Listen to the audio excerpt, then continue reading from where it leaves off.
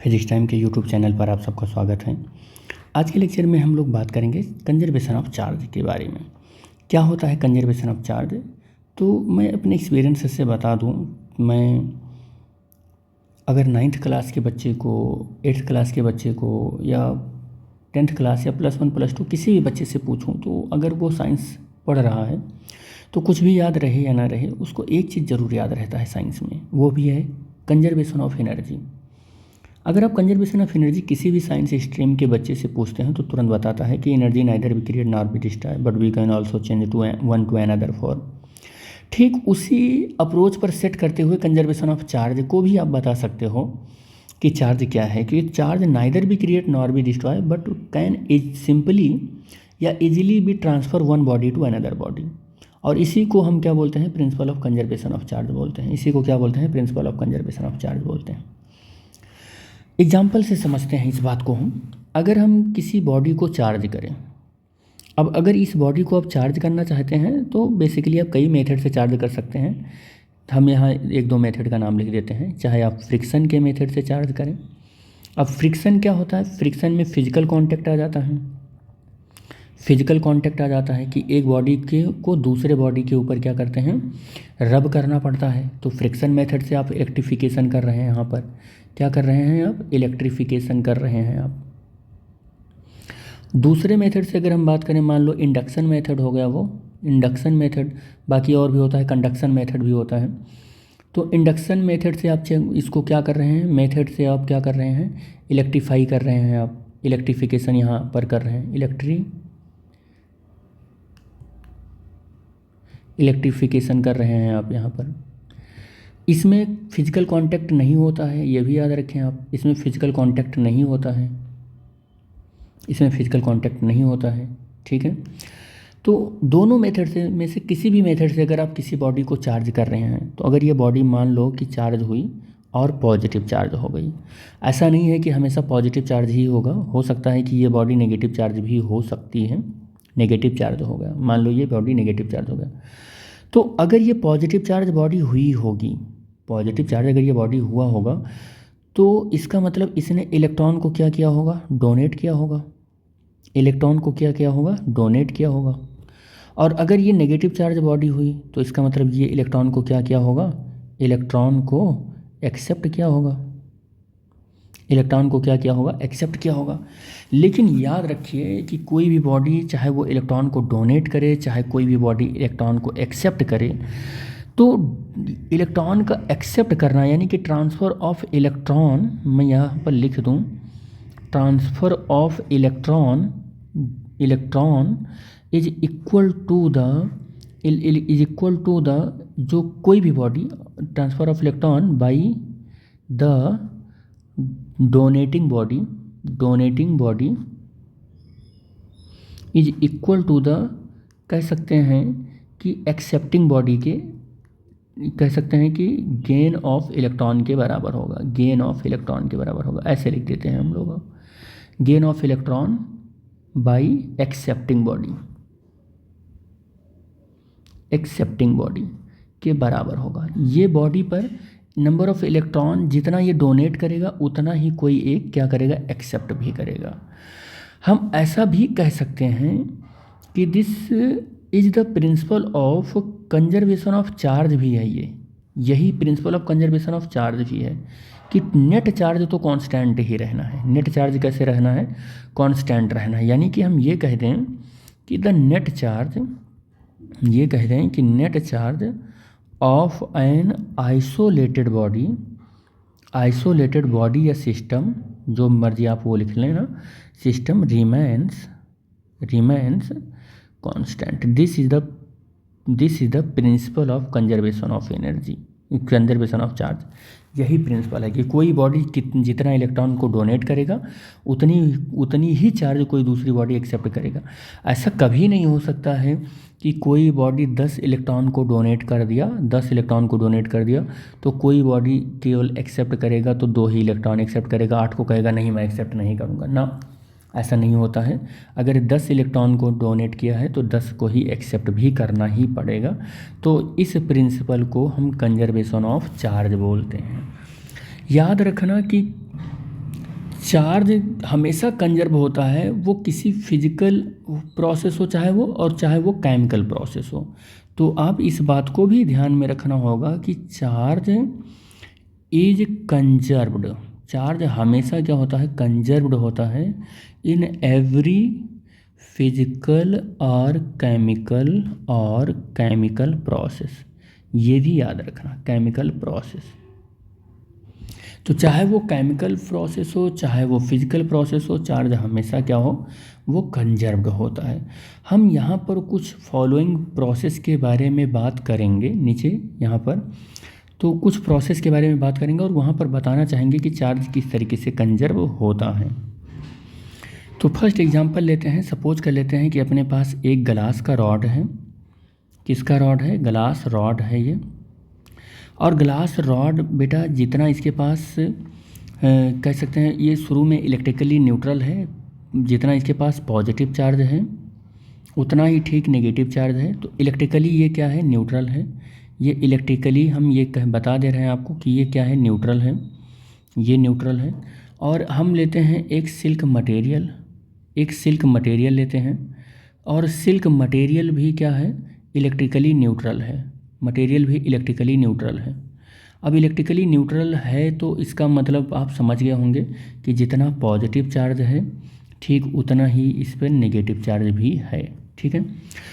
लेकिन हम करते क्या हैं कि हम यहाँ पर एक ग्लास रॉड को, इस ग्लास रॉड को सिल्क के ऊपर क्या करते हैं, रब करते हैं। सिल्क के ऊपर जब हम रब करते हैं तो ये जो हमारा ग्लास रॉड है, ये ग्लास रॉड अपने नेगेटिव चार्ज को खो देता है। और नेगेटिव चार्ज को खो देता है तो ये नेगेटिव चार्ज कहाँ पर आ जाता है, ये नेगेटिव चार्ज को खो दिया तो इफ़ेक्टिवली पॉजिटिव चार्ज इसमें ज़्यादा हो गया। यानी कि ये रॉड कैसे चार्ज हो गया, ये पॉजिटिव चार्ज हो गया, ये रॉड पॉजिटिव चार्ज हो गया, ठीक है। और ये जो हमारा सिल्क है, ये सिल्क कैसा चार्ज हो गया, ये नेगेटिव चार्ज हो गया। और हम ये देखते हैं एक्सपेरिमेंटली, ये ठीक उतना ही पॉजिटिव चार्ज होता है, ठीक उतना ही पॉजिटिव चार्ज होता है जितना कि ये नेगेटिव चार्ज को एक्वायर कर लेता है, जितना कि ये नेगेटिव चार्ज को एक्वायर कर जाता है। यानी कि हम ये कहना चाह रहे हैं कि positive charge on the glass rod is equal to the negative charge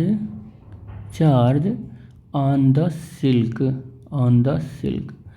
और इसने क्या किया है, लॉस ऑफ इलेक्ट्रॉन किया है। इसने क्या किया है, गेन ऑफ इलेक्ट्रॉन किया है। इसका मतलब इस वाली बॉडी पर इलेक्ट्रॉन क्या होंगे, ज़्यादा होंगे, इलेक्ट्रॉन क्या होंगे, एक्सेस कर लेंगे। ये एक्सेस हुआ है, यहाँ पर इलेक्ट्रॉन का लॉस हुआ है तो इसका मतलब यहाँ डेफिसिट हुआ है, इलेक्ट्रॉन को क्या हुआ है, डेफिसिट हुआ है इलेक्ट्रॉन का, ठीक है। लेकिन याद रखें कि पॉजिटिव चार्ज ठीक उतने ही है जितना कि इलेक्ट्रॉन पर है। तो हेयर अगेन यहाँ पर प्रूफ हुआ कि कंजर्वेशन ऑफ चार्ज वैलिड है। जितना चार्ज लॉस होगा उतना ही चार्ज क्या होगा, गेन भी होगा। तो कंजर्वेशन ऑफ चार्ज इसी को कहते हैं, ठीक है। एक नेक्स्ट एग्जांपल हम लोग देखते हैं, बहुत इंटरेस्टिंग एग्जांपल है, जो कि कहते हैं रेडियो एक्टिव मटेरियल का हम एक इंटरेस्टिंग एग्जांपल देखते हैं। और वो एग्जांपल ले लेते हैं यूरेनियम। मान लो यूरेनियम 92 ये लेते हैं। क्या है ये, यूरेनियम है, यूरेनियम और 238 ले रहे हैं। यूरेनियम का आइसोटोप्स है ये। और जब रेडियो एक्टिव इस मटेरियल से पर बम्बार्डमेंट होता है या इसका डीके होता है, मान लो सेल्फ डीके हो रहा है, तो डीके होने के बाद इसमें क्या होगा कि इसमें एक अल्फ़ा पार्टिकल में बन गया। अल्फ़ा पार्टिकल का मतलब होता है हीलियम का न्यूक्लियस। तो यहाँ पर 92 हो जाएगा और यहाँ एक नया पार्टिकल बनेगा थोरियम और 234 बनेगा। और ये हमारा क्या बन गया, थोरियम बन गया। ये एक फिजिकल प्रोसेस, यहाँ पर हमने आपको बताया ना था कि charge is the conserve every physical and chemical process. तो हमने फिजिकल का एक एग्जांपल बता दिया कि फिजिकल में चार्ज किस तरीके से कंजर्व होता है। केमिकल प्रोसेस में देखो चार्ज किस तरीके से कंजर्व होता है। Charge conservation in chemical process, charge conservation in chemical process. और इस प्रोसेस में हमने एक रेडियो एक्टिव मटेरियल लिया है। क्या लिया है? रेडियो एक्टिव मटेरियल लिया है। ठीक है, रेडियो एक्टिव मटेरियल लिया है जिसका नाम यूरेनियम है, और इससे हमने एक अल्फा पार्टिकल निकाला। तो अब देखो, अब तो हमें पता है कि मास जो होगा, एटॉमिक नंबर या मास नंबर, एटॉमिक नंबर और mass number of reactant is equal to atomic number और mass number of product equal होना चाहिए। यही तो है कंजर्वेशन ऑफ चार्ज, यही तो है कुल मिला के, यही आप चाहे इसको मास बोल लें या चार्ज बोल लें, यही तो हमें करना है। अब आप देखें ज़रा गौर से कि टोटल नंबर, अगर यूरेनियम की बात करें तो टोटल 92 इलेक्ट्रॉन है इसके पास, टोटल 92 इलेक्ट्रॉन है यूरेनियम के इस साइड में, रिएक्टेंट में। इधर देखो 92 इसके पास इलेक्ट्रॉन हो गए, और इधर कितने हो गए, इधर 2 इलेक्ट्रॉन हो गए। तो देखो 92 नहीं है, इधर तो 90 है ना, इधर तो 90 है। तो इधर देखो 92 और इधर भी 92, देखो क्लियर, एकदम बिल्कुल सही है, हुआ कि नहीं हुआ। तो कंजर्वेशन ऑफ चार्ज वैलिड है। अच्छा, आप थोड़ा सा यहाँ पर सोच रहे होंगे कि अल्फा पार्टिकल तो हीलियम का न्यूक्लियस है, तो इलेक्ट्रॉन तो इसमें है नहीं, न्यूक्लियस में प्रोटॉन है। तो चलो प्रोटॉन को देख लेते हैं। 92 प्रोटॉन है इधर, और इधर 90 प्रोटॉन है, और इधर 2 प्रोटॉन है। तो ऐड कर लो आप, 92 proton is equal to 92 proton. देख लो कंजर्वेशन ऑफ चार्ज वैलिड है कि नहीं है, कंजर्वेशन ऑफ चार्ज वैलिड है कि नहीं है। केमिकल प्रोसेस में भी हर एक जगह पर कंजर्वेशन ऑफ चार्ज वैलिड होता है। तो आप कह सकते हैं चार्ज कंजर्वेशन इज वैलिड। ठीक है, ऐसे बहुत सारे एग्जाम्पल हैं, मैं और करवा ही देता हूँ, चलो करवा देते हैं। एक और मैं केमिकल रिएक्शन ले रहा हूँ, चलो इसमें भी देख ही लेता हूँ कि किस तरीके से है। मान लो कि ये है हमारे पास बेरिलियम है, बेरिलियम है 4 और 9, और ये हीलियम के साथ रिएक्ट किया या अल्फ़ा पार्टिकल के साथ रिएक्ट किया, और इस पर होने के बाद क्या बना, कार्बन बन गया। ठीक है, कार्बन बन गया, और क्या बना, एक न्यूट्रॉन निकला। एक न्यूट्रॉन निकला। अब आप फिर से देख लें कि total charge of the total charge क्या देखना है कंजर्वेशन ऑफ चार्ज में, total charge of the product reactant, और टोटल चार्ज क्या देखना है, total charge of the product. यही तो देखना है कंजर्वेशन ऑफ चार्ज में। कंजर्वेशन ऑफ चार्ज का प्रिंसिपल यही तो है, this is the principle of conservation of charge. तो total charge of the reactant कितना है, प्रोटॉन 4 हैं, 4 प्रोटॉन हैं, हर एक प्रोटॉन पर ई चार्ज होता है, तो 4e हो गया। 2 प्रोटॉन है तो 2 प्रोटॉन है, एक प्रोटॉन पर ई चार्ज होता है तो 2 प्रोटॉन हो गया। और अब आप देखेंगे कि टोटल चार्ज कितना आ रहा है, टोटल चार्ज ऑन रिएक्टेंट कितना आ रहा है, तो आप देखेंगे 6 आ रहा है। और अब आप total charge on the product कितना आ रहा है, प्रोडक्ट पर कितना चार्ज आ रहा है, तो आप देखेंगे 6 प्रोटॉन आ रहे हैं, और यहाँ पर कितने हैं, 0 प्रोटॉन हैं, तो कितने आ गए, 6 प्रोटॉन हो गए। ठीक है, और हर एक प्रोटॉन पर ई चार्ज होता है तो 6e हो गया। तो देख लो आप, कंजर्वेशन ऑफ चार्ज हमेशा वैलिड है, किसी भी न्यूक्लियर रिएक्शन में देख लो आप, चाहे जहाँ भी आप देख लो। ठीक है, ये एक न्यूक्लियर रिएक्शन है, ये भी याद रखना, ये क्या है, एक न्यूक्लियर रिएक्शन है ये, जहाँ पर हम लोग जानते हो, जहाँ पर हम लोग ऐसे अल्फ़ा पार्टिकल वगैरह की बात करते हैं वहाँ न्यूक्लियर रिएक्शन हो जाता है। अब किसी भी रिएक्शन, केमिकल रिएक्शन में भी आप देख लो, केमिकल रिएक्शन में भी चार्ज कंजर्व ही रहता है, किसी भी केमिकल रिएक्शन में भी देख लो आप। जैसे मान लो कि HCl, तो आप कहते हो कि H+ होता है और Cl- होता है। तो आप देख लो हर एक जगह पर चार्ज हमेशा कंजर्व ही होता है, चाहे केमिकल रिएक्शन की बात करें चाहे वहाँ पर हम फिजिकल रिएक्शन की बात करें, हर एक जगह पर चार्ज कंजर्व ही होता है। ठीक है, चलो एक आध एग्जाम्पल और ले लेते हैं, एक दो तीन एग्जाम्पल करके हम इसको देख ही लेते हैं अच्छे से। तो कौन सा रिएक्शन रहेगा आपकी बार नंबर का? थर्ड, एक फोर्थ हो जाएगा। चलो फोर्थ देखते हैं। सपोज कर लेते हैं कि एक एक्सेलरेटेड प्रोटॉन है। क्या है? एक एक्सेलरेटेड प्रोटॉन है। ये कौन है? ये एक्सेलरेटेड प्रोटॉन है। तो एक्सेलरेटेड प्रोटॉन कहाँ पर आ रहा है? हम कैल्शियम के ऊपर इसको लेकर जा रहे हैं, रिएक्शन करवाना है, कैल्शियम के ऊपर लेकर जा रहे हैं। ठीक है, ये कौन है? ये कैल्शियम है। ये कौन है? कैल्शियम है। तो एक्सेलरेटेड प्रोटॉन जब कैल्शियम के ऊपर आता है तो कैल्शियम के साथ रिएक्ट करके क्या करता है? वो क्या करता है? एक नया एटम बना देता है जिसका नाम होता है स्कैंडियम, और एटॉमिक नंबर 21 होता है, और एटॉमिक जो वेट होता है वो 44 ही होता है। आप कह सकते हो कि कैल्शियम का ये क्या है बताओ? एटॉमिक वेट जब सेम होता है, आप लोग इसको कमेंट बॉक्स में बताएं, एटॉमिक वेट जब सेम होता है किसी टू आर मोर एटम का, तो उसको क्या बोलते हैं? ऑप्शन मैं दे रहा हूँ। आइसोटोप्स बोलते हैं, आइसोबार बोलते हैं, आइसोबार बोलते हैं, आइसोटोन बोलते हैं, आइसोटोन बोलते हैं, या नॉन ऑफ दीज। आप इसको कमेंट बॉक्स में बताएं कि क्या बोलते हैं जब एटॉमिक वेट कैसा होता है? सेम होता है टू आर मोर मटेरियल का। तो आप कमेंट करके बताएं कि उसको क्या बोलते हैं। ठीक है, चलो आगे बात करते हैं।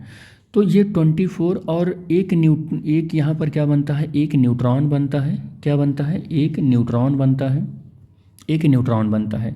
तो अब आप इस रिएक्शन में को भी ज़रा ध्यान से देख लें कि टोटल नंबर ऑफ प्रोटॉन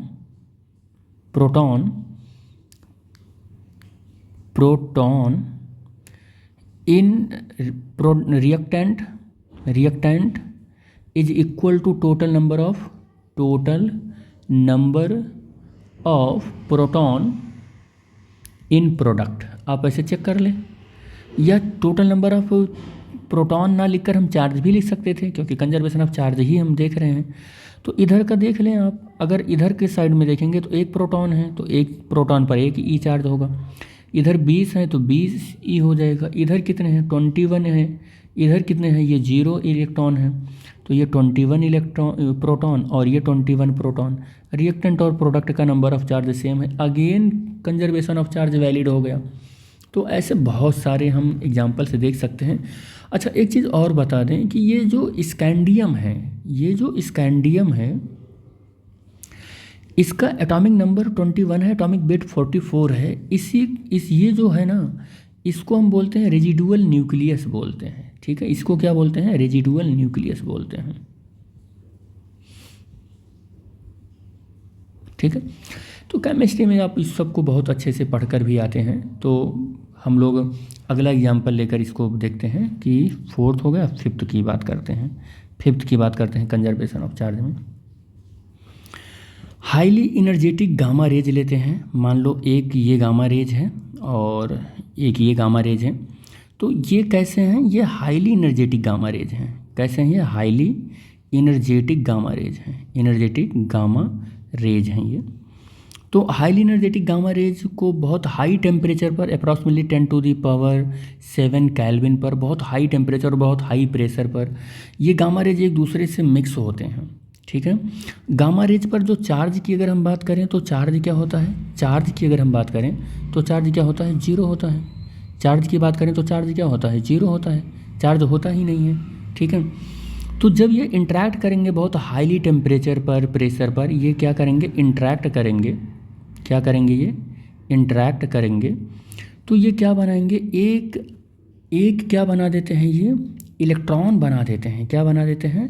एक इलेक्ट्रॉन बना देते हैं और एक पॉजिट्रॉन बना देते हैं। एक क्या बना देते हैं? पॉजिट्रॉन बना देते हैं। एक इलेक्ट्रॉन बनाते हैं और एक क्या बना देते हैं? पॉजिट्रॉन बना देते हैं। ठीक है, अब इलेक्ट्रॉन पर तो नेगेटिव चार्ज होता है, इस पर कैसे चार्ज होता है? पॉजिटिव चार्ज होता है। यहाँ पर भी टोटल चार्ज अगर आप देख लें, total charge of the reactant अगर आप देखें तो रिएक्टेंट पर टोटल चार्ज देखें तो कितना हो जाएगा, 0 + 0। गामा पर कोई चार्ज नहीं होता है, गामा रेज पर, तो 0 चार्ज हो गया। और टोटल चार्ज अगर आप फिर से देखें कि total charge of the product पर देखें, टोटल चार्ज, प्रोडक्ट का टोटल चार्ज देखें तो इलेक्ट्रॉन पर -1 इलेक्ट्रॉन है और उस पर +1 इलेक्ट्रॉन है पॉजिट्रॉन पर, इधर भी टोटल चार्ज 0 हो गया, तो नेट चार्ज 0 ही आएगा। चार्ज कंजर्वेशन हर जगह पर वैलिड है, कहीं ऐसा नहीं है कि चार्ज कंजर्वेशन नहीं वैलिड है। इस रिएक्शन का एक स्पेशल नेम भी होता है जिसको हम बोलते हैं पेयर प्रोडक्शन। क्या बोलते हैं इसको? पेयर प्रोडक्शन, इसको बोलते हैं पेयर प्रोडक्शन। ऐसे इसी तरीके से और भी हम लोग देख सकते हैं example. The structure of positronium provide and the interesting example of an charge conservation. Positronium भी बहुत इंटरेस्टिंग एग्जाम्पल है चार्ज कंजर्वेशन का। पॉजिट्रोनियम अगर की बात करें, पॉजिट्रोनियम की अगर बात करें तो इज इलेक्ट्रिकली न्यूट्रल। ये क्या होता है? इलेक्ट्रिकली न्यूट्रल होता है। क्यों इलेक्ट्रिकली न्यूट्रल होता है? क्योंकि ये दो पार्टिकल के कॉम्बिनेशन से मिलकर बनता है, एक पॉजिट्रॉन और एक इलेक्ट्रॉन, ठीक है।